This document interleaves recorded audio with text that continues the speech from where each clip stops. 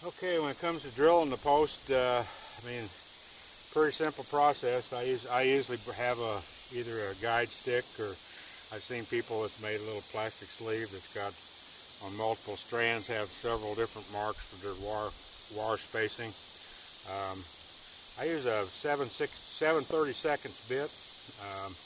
This particular one's a titanium bit. Paid about $6 for it, which I thought was way too much money, but it's drilled probably in excess of 1,000 posts, and it's really has stayed sharp. What you'll notice on drilling this composite material, it's totally different than, I mean, if any of you have ever drilled fiberglass, you know how your bit wants to run off of it because it's hard, it's slick, your bit wants to run off. This material is of a soft enough nature that when you drill, your bit just bites in. It's probably all out like drilling wood of maple type density. But mark your location of your wire. Like I say, they're very easy to drill. Your cotter pin, this is 1 5/8" post, the last one we put in with the drill. You're going to put your cotter pin on your wire.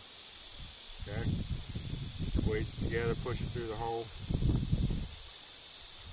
And the cotter pin is 5.5 inches long. On the 1 5/8" post, it's not quite long enough to come all the way around the wire again.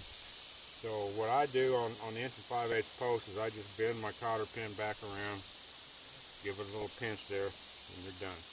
You want to make sure that your wire's got free travel in here. You don't have any restriction of the cotter pin on the wire. Should something actually bend this way down to the ground, it's going to free float in there pretty easily. Now I'm going to show you on an inch. This is 1 1/4" post. And again, they drill quite easily. I wouldn't say my wife likes doing this job, but she does it. She does a good job of it. Your kids can do it. Anybody can do it. Slide your cotter pin over. Push it through your hole.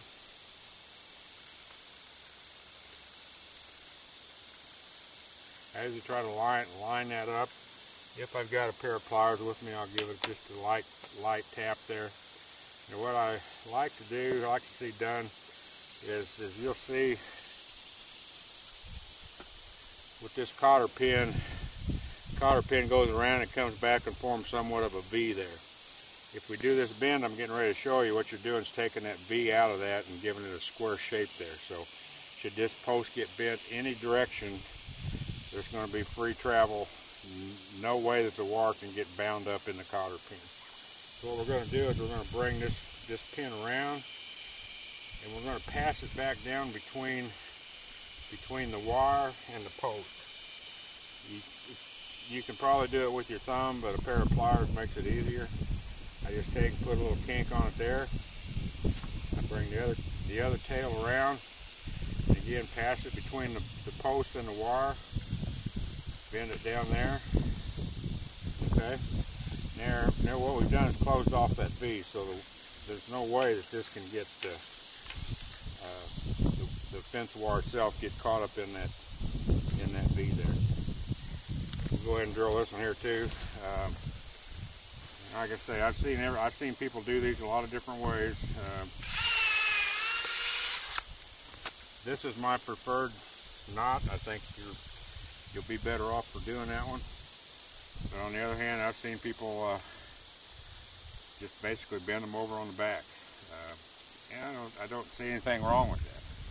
I've seen people just bend them over on the back like so. You can bring them around the post. What I'd prefer that you did not do would be to put a pair of pliers or a wire bender on there and bend this back around the wire like so. I think we're getting some restriction. The wire does not have free travel. If you're going to bend it around, we can't be there to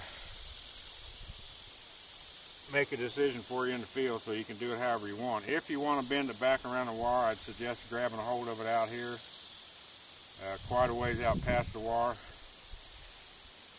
and giving it a turn down. That way you still got free travel. If you bring it back around here and cinch it up tight, like you would barbed wire clip on a barbed wire post, it's going to restrict your free travel of your wire. If something hits it down a quarter mile down the line, you're probably going to bend this post a little bit if you've got it locked up tight. But that's the basic of putting the cotter pins on, whether you got 1 or 7 strands. Just a matter of drilling them. Like I say, they drill really easy.